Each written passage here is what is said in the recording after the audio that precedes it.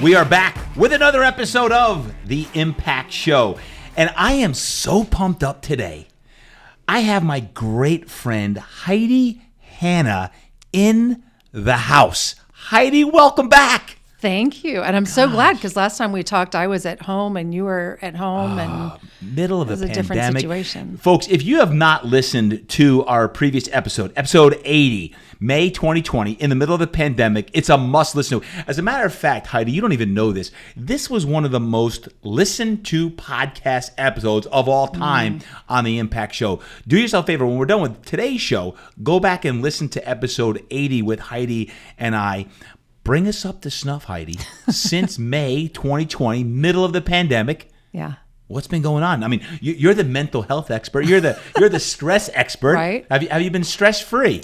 Oh, no. Because if you're an expert at anything, you have to be challenged on it, right? Yes. I mean, you're a fitness expert. You have to challenge your fitness. Oh, gosh, yes. You're an expert at a lot of things. Business, I mean, we've talked about a lot of that. You, first of all, let me say you shocked me last year because we didn't really have a game plan of like, let's go there. Like, let's talk about your own personal struggles with mental health and suicide. And we went there, and I've always been very vulnerable and authentic about my journey. But one of the things I think is really interesting is I think people assume that if you're out there and you're being an advocate for something, that you're done doing the work. Right. And we're never done doing the work. Yep. So I was very honest about my challenges. And I think, for you, it kind of caught you by surprise that I had struggled with this my whole life. And really, this is why I got into becoming an expert, was my own battle with my brain. Your vulnerability on that episode opened up so many conversations, thousands of conversations about ideations, and you were talking about suicidal ideations and everything else. I'm like, wow, wait a second. How does Heidi Hanna, right, the mental health expert and the brain health expert, how did she struggle with that? And when you shared that, light bulbs went off everywhere. Yeah. Like, wow. Right. So, and your tribe reached out. I mean, it was amazing. And I felt so loved and so supported. And Mark, my boyfriend now, Mark and I actually met through sharing our challenges. So I was working with him and his partner at the time, who he was struggling with concussion syndrome and depression. And I remember going up to him proactively and saying, I'm concerned about you, because he had just done a really vulnerable episode for the news talking about his depression. And what tends to happen, which is what I want to talk about today, is when you go through something really challenging, there's actually something that happens afterwards called the honeymoon effect, where you suddenly feel like, I can conquer the world. So I've come out, I've shared, here's my challenges. We're talking about suicide. I'm like, yes, I'm going to own this. And now there's this feeling like, oh my gosh, everyone knows like who I really am now. Right. There's this, interesting. So there's this honeymoon effect of like, we've got this, we're in this together. And after the pandemic, we saw this. If you look at the research, actually, it's something we call the disaster recovery curve.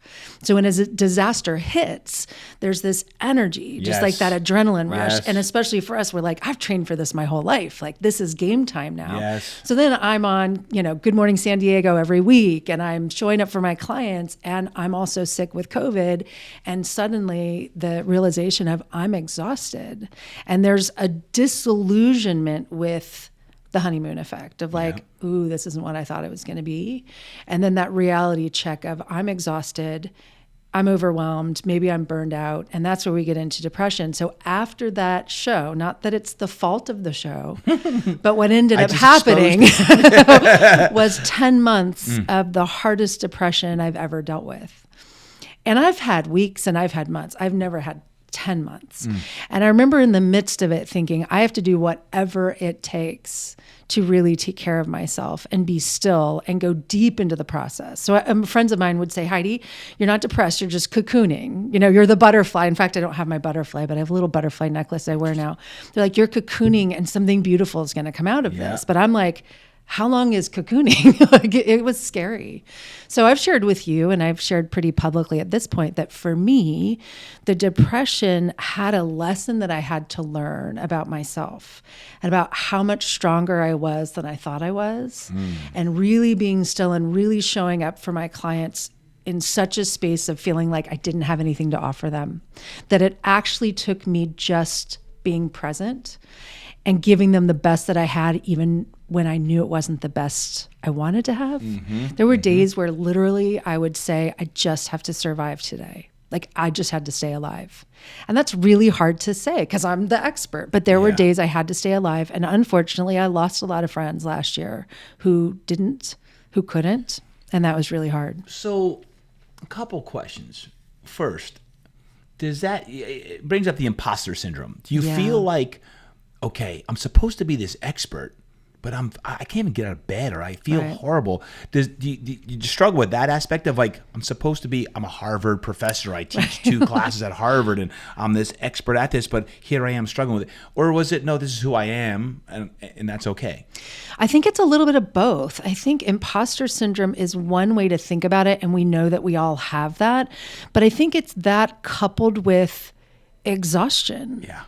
And I think what I want people to really understand is that if you're willing to ride the emotional waves of what life really has to offer, it's going to be hard. You're going to be tired.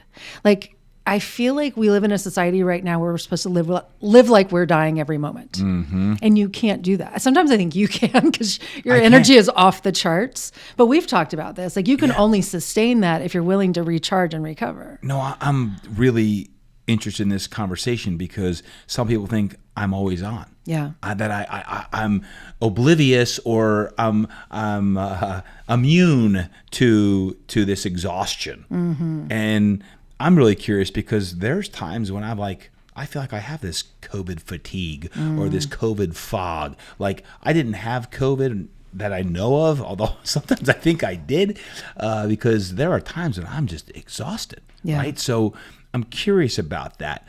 Let me ask you a question.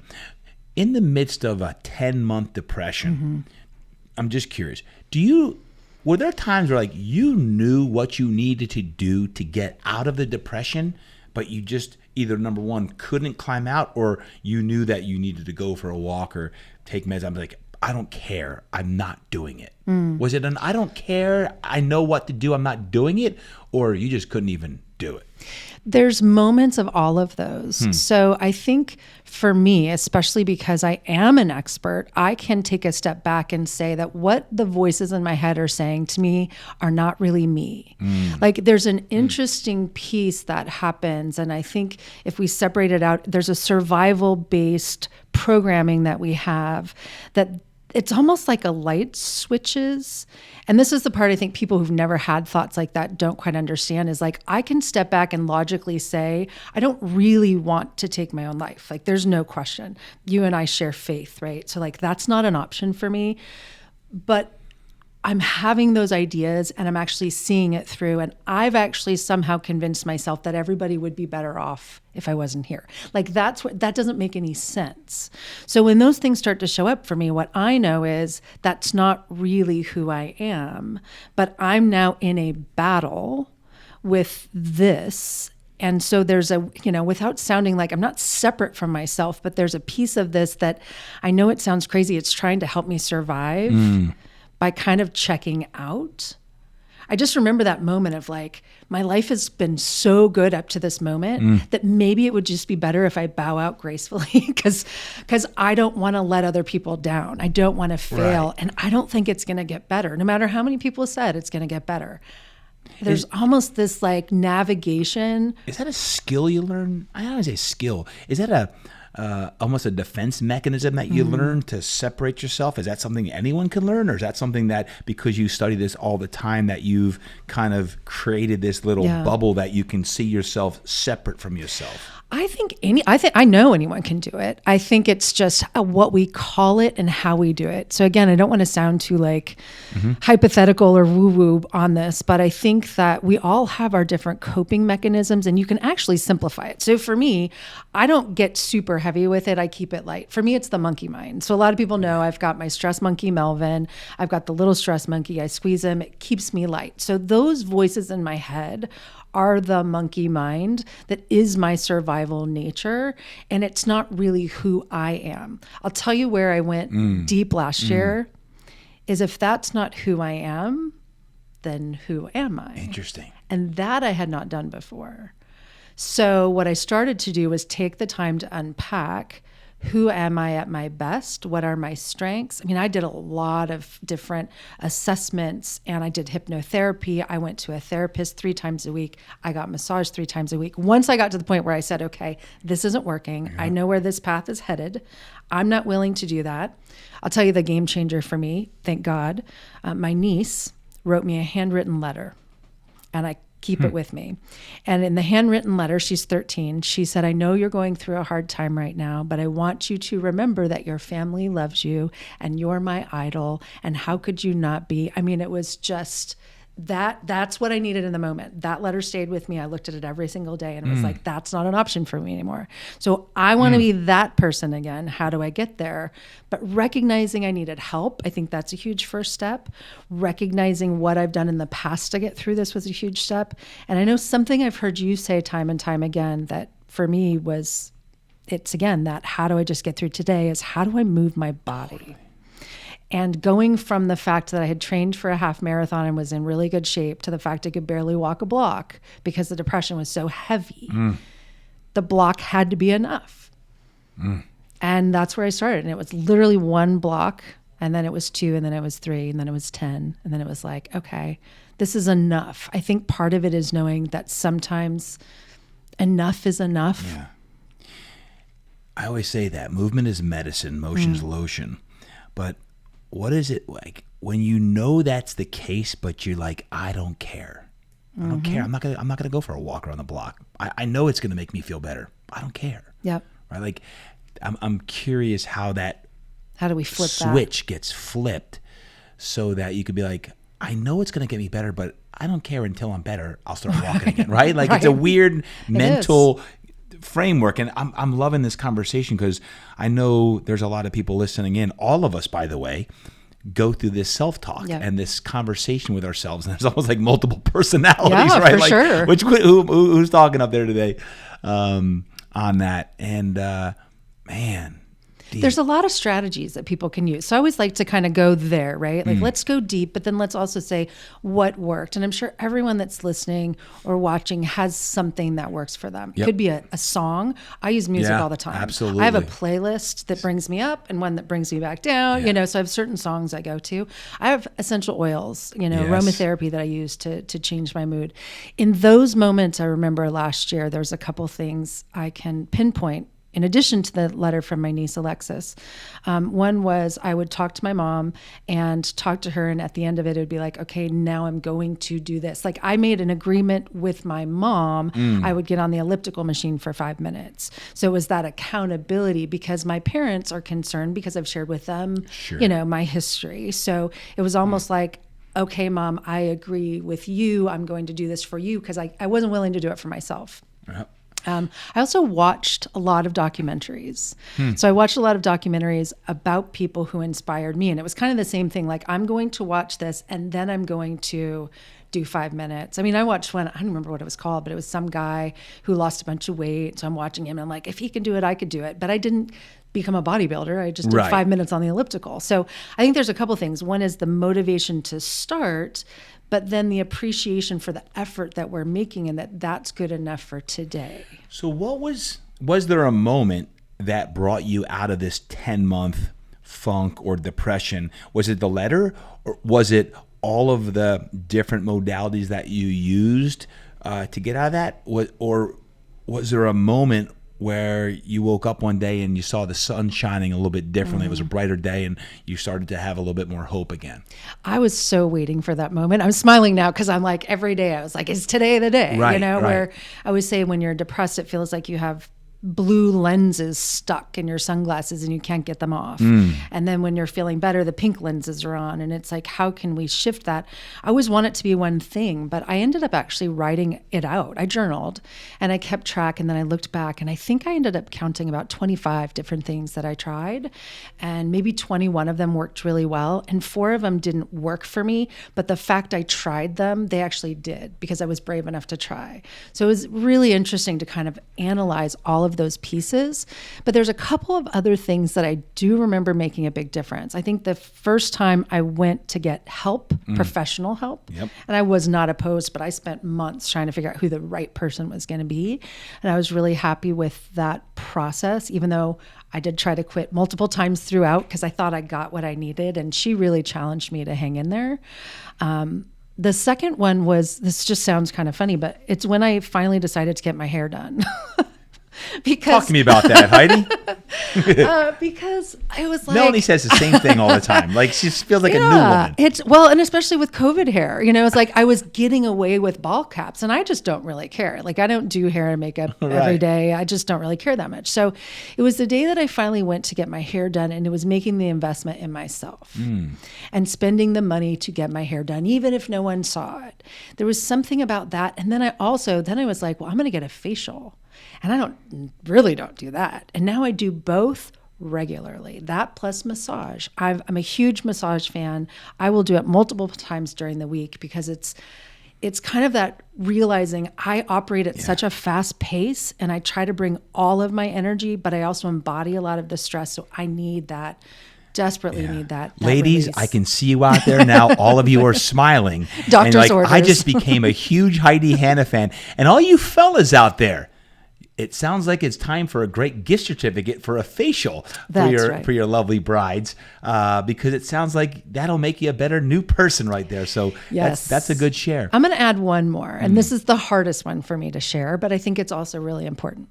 As I went through this process and the 10 months and the self-discovery, and I'm reading books and I'm listening to great pastors. Gosh, I'm trying to think. Yes, thank you. I was like, who's the one? We talked about this. Yes, I'm obsessed with him. I will meet him at some point. And then one of my stepsons actually goes to his church. And so anyway, there's a whole story behind that. But the hard thing was that I made a decision to leave a relationship. And I've shared that with you, and it was very hard to share with people. So I went through a divorce with someone I genuinely care about. And it just wasn't a good fit for me. And that was very, very hard because the love was there and the respect is there. And he tried very much to help me through this. But at the end of the day, in the conversations, even in therapy, it kept coming back to something in the relationship that wasn't working for me. So it's hard to admit that because it felt so much like a failure and I tried to hold on for so long. But even that, once I made the decision, was really a decision to love myself first. And it's even hard to say. It makes me emotional. But I took a wristband and I started wearing it. It had my initials on it. And I remember in that moment choosing myself first and really saying, what would it be to love myself fully and have my space and make choices that are healthy for me. And the wonderful thing is he and I are still really great friends. I was able to support him through another really difficult time, about 2 months after the divorce. His son, my stepson, passed away from alcohol addiction. And I was the one that actually took him to the hospital. I was the one that got the family gathered around. And it was very hard, very emotional, but very special to spend that time with him. And what's really interesting about this, I guess that pulls all of this together, is that even though I was going through a divorce, I told the family we were all still family. And he said, we now have a choice and a chance to show people that even though the marriage isn't together, the love is still there and we can support each other in our lives. And then we were tested. And I'll never forget showing up to pick Steve up and take him to the hospital, and the next day being back in the hospital. And he looked at me and he said, I can't believe you showed up. Because he had heard that we were separating and he thought that meant I was gone, and he knew I was there and I got to show up. Wow. So I chose myself first, and then through that chose love in a different way than maybe what I expected it to be, but it was really powerful and such a gift to see that I could do it. I didn't think I could do it, and to see that I could do it was Heidi, awesome. You've been through a lot. I've been through a lot. So depression, divorce, and the death of And the death of Steve, my stepson, who now I've always spoken about and researched addiction, but living through it like this was a whole nother thing. He was 39. It was 1 week before his 40th birthday. So now speaking out a lot more about that and systemically what happens with the family has been important. And as crazy as it sounds, opening myself up to that, moving on with what I love and choosing my work, my home, my family, and those things, shockingly, in a new relationship that's incredibly healthy, and I'm super happy and really believe that my person was there and God brought him into my life. And it's funny to say, but I feel fortunate that I've had, more than one love in my life, and I'm really grateful for that. So question for you. With all of that, obviously that alone is exhausting. Yeah. Going through any of it. I know I'm tired now going talking through a about divorce, it. going through, supporting someone who's an addict or having depression. It's exhausting. And I think if you're listening in right now, just in the middle of the street, just yell out amen if you're a little exhausted. Yes. Okay, I heard you all. I heard you say amen to that. So there's exhaustion going around everywhere. Yeah. I'm curious about this because Melanie, my wife Melanie, a few weeks ago, she's like, man, I need to get back to the naturopathic doctor and have my hormones checked to see where I'm at. I'm like, duh, I need to do the same thing. I haven't done it over a year and a half. Yeah. Because I think willpower I love willpower. You say, I have a lot of willpower. But after the end of the day, willpower can run out, right? For sure. And there's a lot of things to physical energy and mental focus and spiritual energy. But I think hormonally, if we are out of whack and balance because of stress, that you could fight it all you want. You could say, I want energy, or I'm going to go work out and exercise and manifest energy, which we all need to do, yes. But I am a huge believer for me, a naturopathic doctor that actually tests your blood, sees where you're at, and your vitamin D, your B's, your whatever. And by the way, that's who I saw. So the practitioner I saw is a naturopathic doctor and a clinical psychologist. Bingo. So she did both, which is awesome. And I was gonna ask that because I think it's important for any of you that are out there who are exhausted, stressed, depressed. You could see a mental health care practitioner, a doctor for mental health. You can certainly get movement as part of, as Heidi just said, as medicine. Movement it's fundamental, it's foundational. We must do it. But don't neglect the hormonal aspect, or I say even hormonal. Go to someone like a naturopathic doctor or an MD who actually does blood work and sees what your panels are at. What has this pandemic done to us? I'm very curious when we look across the board to say, wow, exhaustion has left us in adrenal fatigue. Our adrenal glands are absolutely shot. So you can willpower it, listen to these podcasts all day long. Like, man, I'm fired up from listening, to Todd and Heidi or whatever episode you're listening to. But at the end of the day, you still got to have, when I say, get your mind right, you got to get your mind right, your body right, and your soul right. It's all three of them. Now I'm spitting fire all over the place here, literally. I'm getting a little fired up. On this stuff. But any thoughts on that? Because it's something that Melanie reminded me. I'm like, oh yeah, that's right. I got to get back in to see the naturopath. I think it's super important to not constantly be checking in, but if you have a predisposition towards any of these things, then most likely there's some stuff going on under the hood that we want to check on. Yeah. And so you bring up, things like your adrenals. If your growth hormone isn't where it needs to be. I mean, I did a small supplement of some DHEA while I was going through my treatment. I used some different amino acids. I got on a really good supplemental program, omega-3 fatty acids. There's just a lot of that stuff. And it tends to be a vicious spiral because it's like, well, then we're not getting enough sleep, and then we're not eating well, and then we're not moving, and then we're depressed. Well, of course, because everything's thrown off. Yep.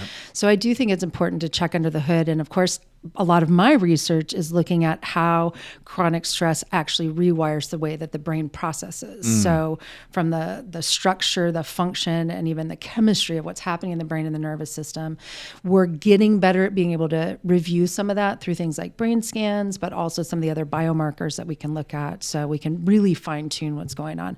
Unfortunately, I think it's going to get worse before it gets better. Something called diseases of despair. So because this pandemic is a disaster unlike anything we've experienced in our lifetime. We can't just say, like 9/11, I was on a plane in 9/11. That was very traumatic, but there was a face to the enemy. We were in this together. We were fighting something that at least we knew something about. The finish line keeps changing. You know, who do we trust? Different information. I mean, it is exhausting.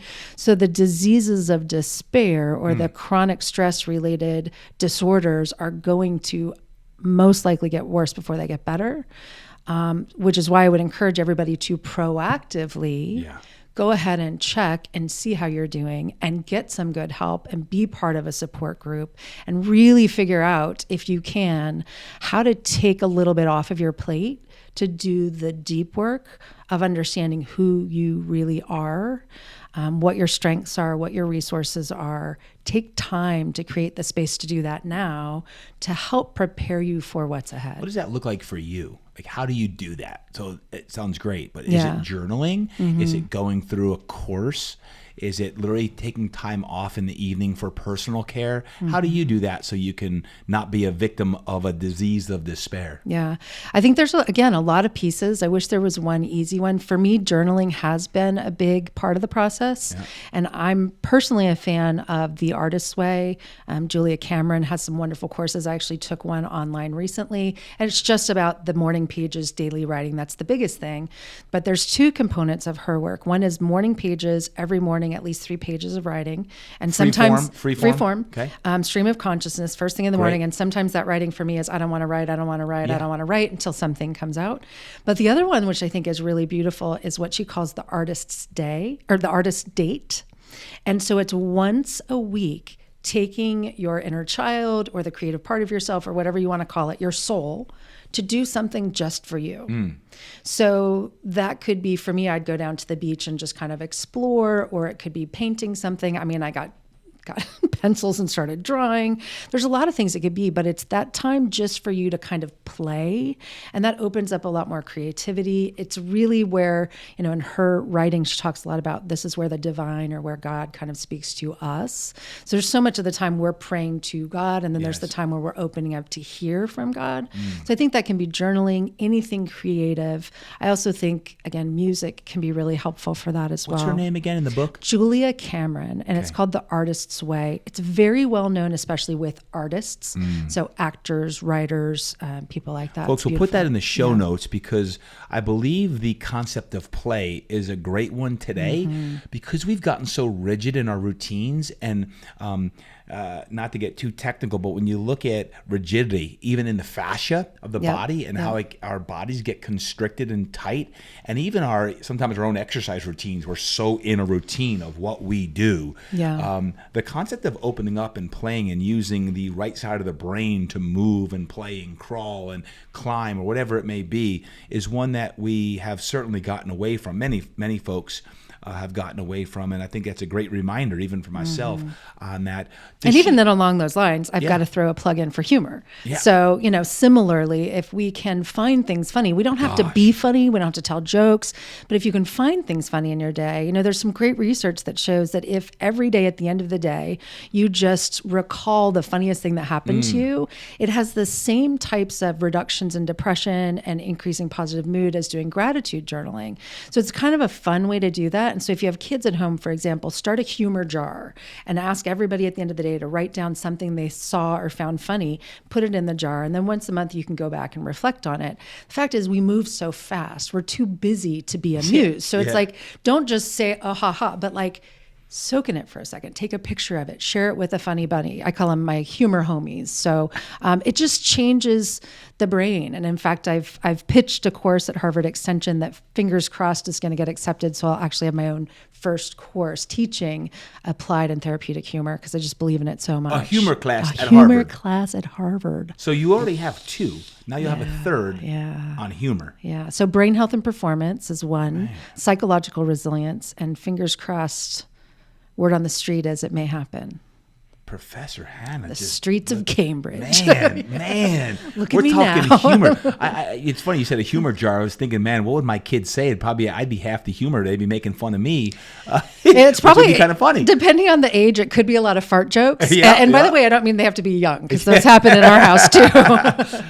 No doubt. A grown man has some good fart So jokes. a humor class at Harvard isn't right now the most popular class at Harvard one that is on happiness. It was for a while. So my friend Sean Acor was a TA Yes. of that initial happiness course. They also have them now all over the place. And I think, happiness, positive psychology, I love all of that. Yes. Yep. It's just interesting to me because in the humor space, there's been just as much research. I think what's unique about humor, though, especially having done a lot of the research myself, is it's so subjective. So whereas with happiness, we can kind of say, be happy, and we tend to find a lot of the same things make us happy.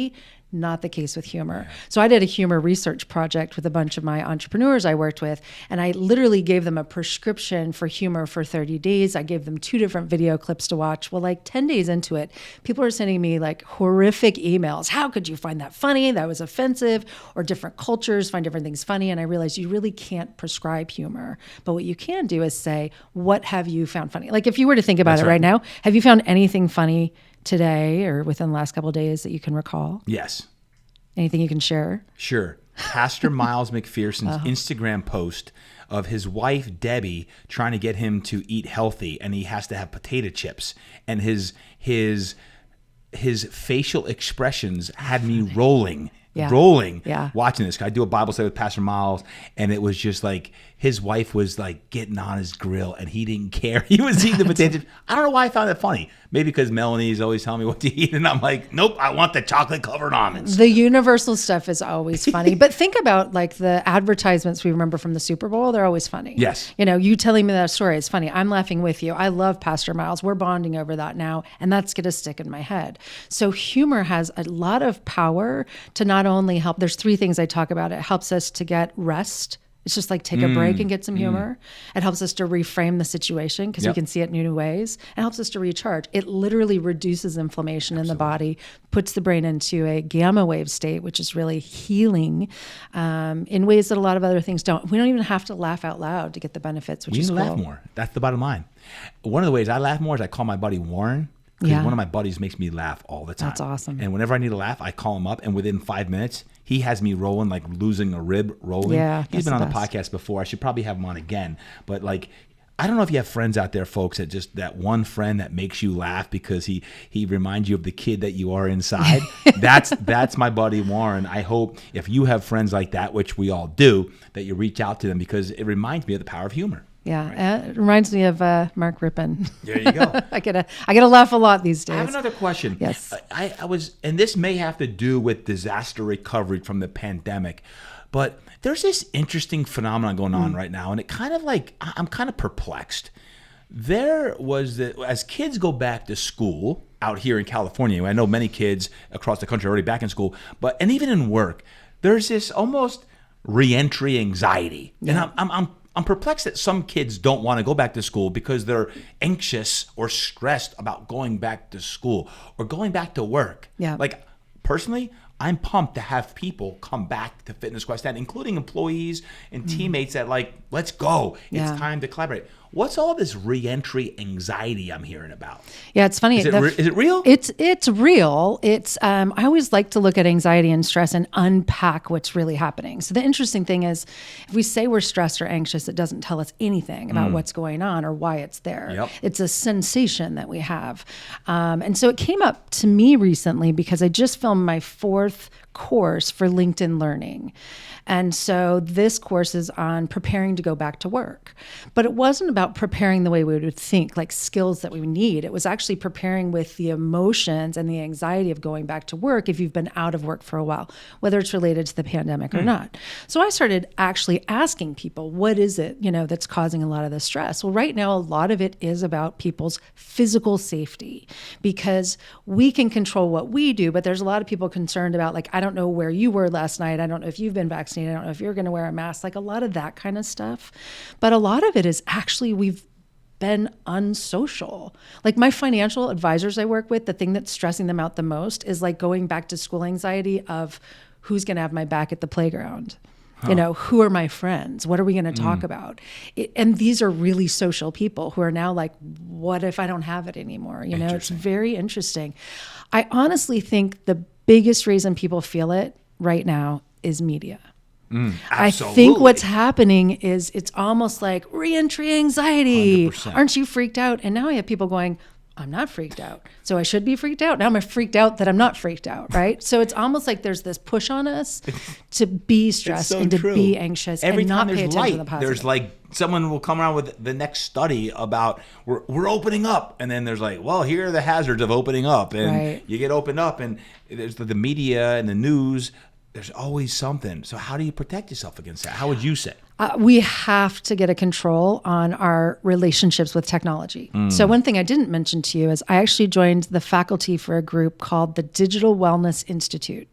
This group was involved in the awesome documentary, The Social Dilemma. I always say The Social Network, and that's like the Facebook movie. The Social Dilemma. So we are all so constantly connected right now. We know that's the truth and the reality. And so as I was depressed, one of the things I do when I'm going through a hard time is I like to learn. I need to learn something new. I need to be creative and not be the teacher for a minute.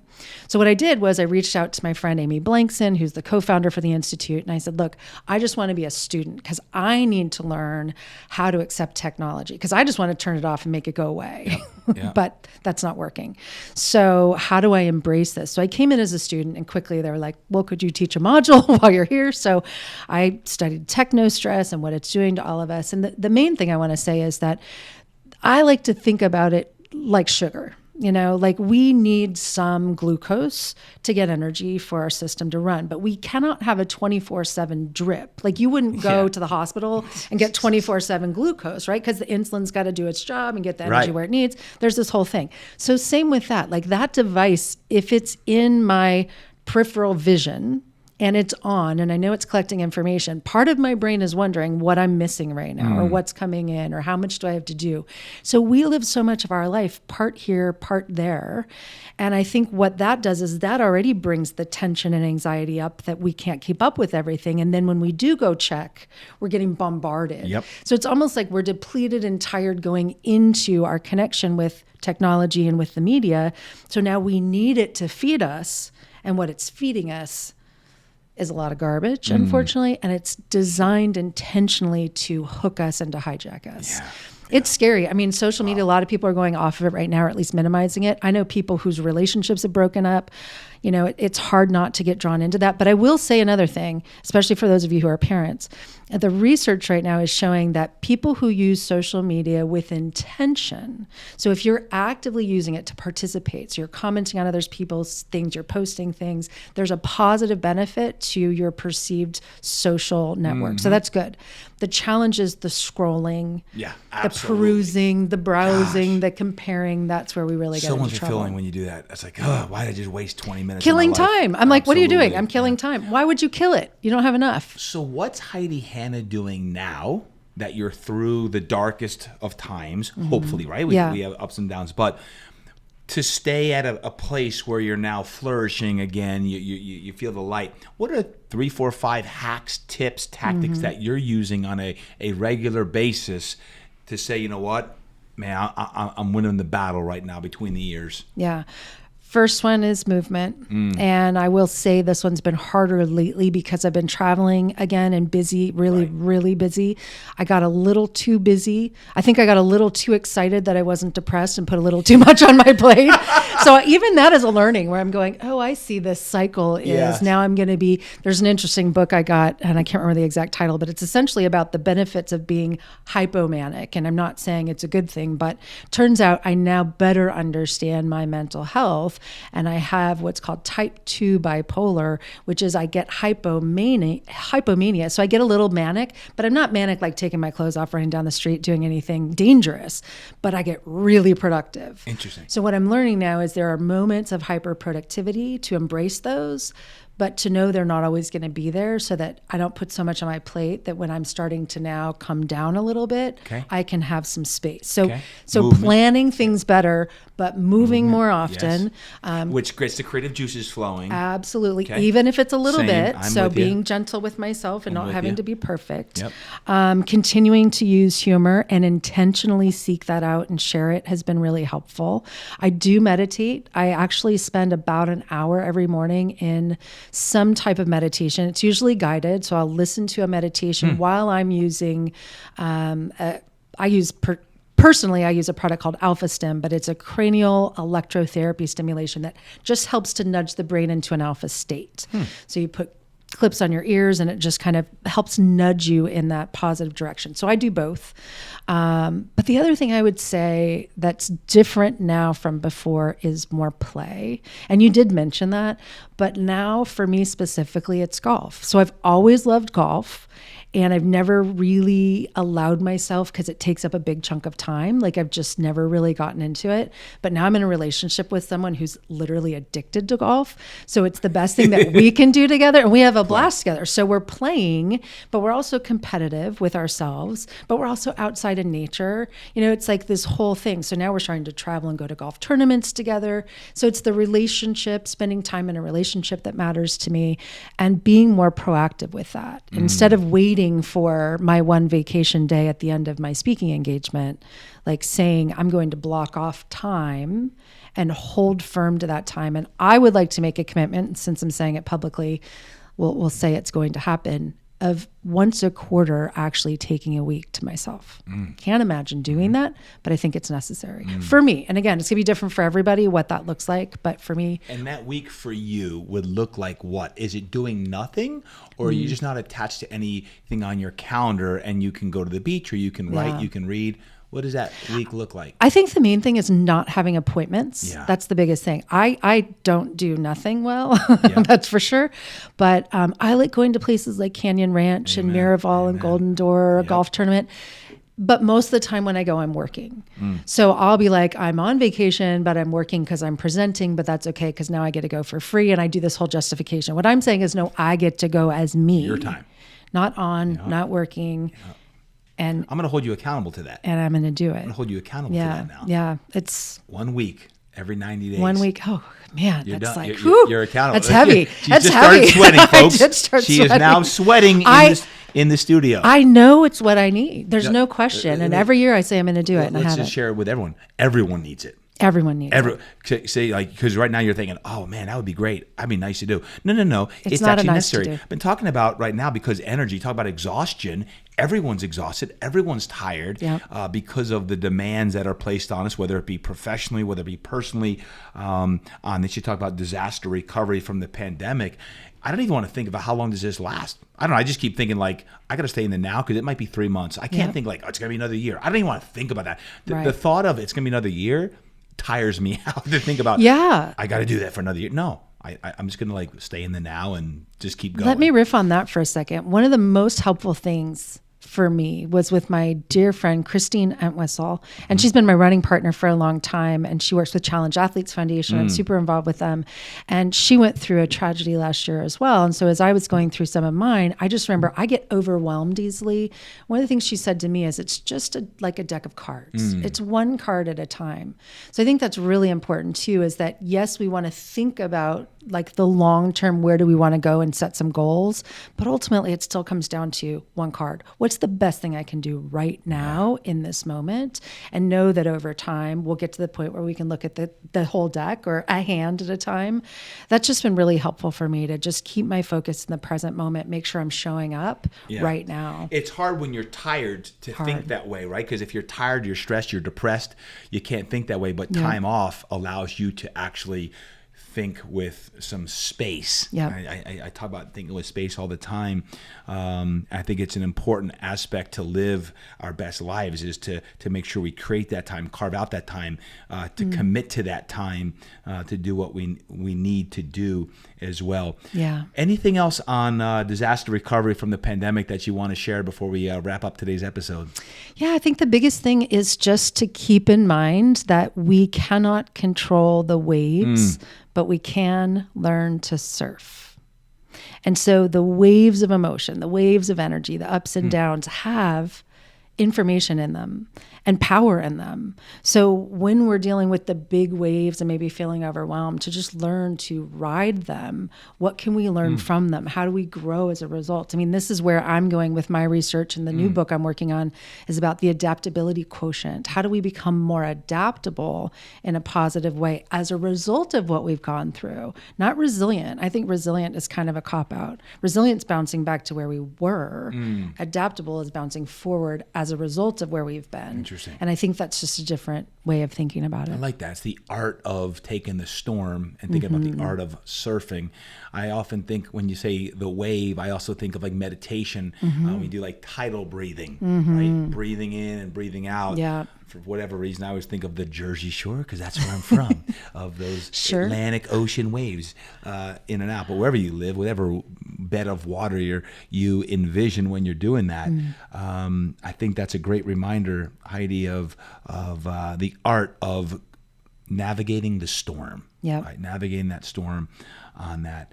Heidi, if someone wants to follow you, that everyone needs to follow Heidi Hanna. You're doing yourself a disservice if not. Where can they do that? So I am everywhere, which makes me laugh because I feel like I'm nowhere really well. Like you've got your, I don't know. If you're going to follow him, follow Instagram, follow him everywhere. Follow Instagram. I'm trying to be everywhere.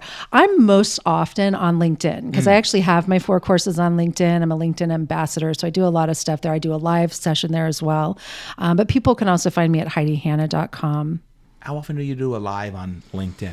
I've done them in seasons where I was doing it weekly. I'm just starting a new kind of series that probably is going to be every other week or so, but I'm still kind of testing it out. Like what feels good to me to feel like I'm putting good content out there, but doesn't feel overwhelming that I feel like I'm trying to keep my head above water. So I think, for all of us, we have to kind of find that sweet spot where we're being proactive and getting our voice heard, but we don't feel like we're just saying things to say them. Totally. I don't like that. Yeah.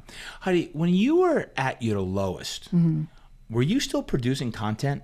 Were you still going on live, and were you still writing? Like, were you so low that like, I'm done, I don't care about anything? Or would you go on and do your thing for 1, 2, 3 hours and then like pass out on the couch like, man, I'm down, but no one knows it? I think in the beginning, I was still doing it because I had committed to it. Yeah. So it was like I had committed to do lives once a week. And so I was doing them. And then I was like, I'm exhausted. And even other people started to say, I'm worried about you. Like, then you know you're in trouble. I know, I'm worried about you now. So I stopped. But what I did always keep doing is I kept showing up for my clients. So what I kind of decided was I don't need to do the social media, but I need to be present. And what happened was my corporate clients came flocking. So people I used to do one speaking engagement for now hired me to do 40. Jeez. So instead of doing one outward facing, I was doing 40 with their inward team. So I was helping them as an entity kind of navigate this. And I going deeper. Built some great relationships with clients who now have asked me to come back for the next round. So that's amazing. So I've decided to do more with less from that point. But there was a moment where I definitely was off the grid from the social media perspective and had a lot of people reaching out to make sure I was okay. Yep. And I appreciate that. But I also realized that sometimes I just need, like for my birthday last year, all I asked for my birthday from everyone in my life was just to be okay, that I wasn't going to be online. Love it. And it was the best day I had last year because I just did whatever I wanted. I didn't have to, because a lot of it is I now feel obligated to respond to you. So I feel responsible that I have to get back to you, right? But it's my birthday. I get it. So I appreciate you're saying happy birthday, but I don't want to say thank you right now. I just want to watch a movie or I don't know, be. Wow. I'd love to just be. Well, thank you for being you. Thank you. And thank you for sharing, as always, so openly and authentically. I love you, and I appreciate what you do for so many people. I'm here for you always, and man, I'm excited for your future. I can't wait to be somehow part of that humor class. I can't wait. I mean, humor, we all need it. Yeah. So, folks, follow Heidi. Make sure you tune into all that she's doing. She's a great soul, a great spirit, and thank you for just dropping your wisdom with us all today. Thanks, Todd.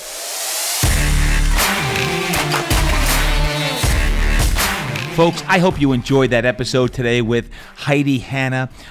Just the depth of the conversation, how she talks always so eloquently about her life and openly about her life. If you have not yet listened to episode 80, go back to episode 80 of the Impact Show. And between today's show and that show, I promise you, your mind will be right. So if you are in any way suffering from exhaustion, depression, this pandemic has got you a bit tired. Anybody?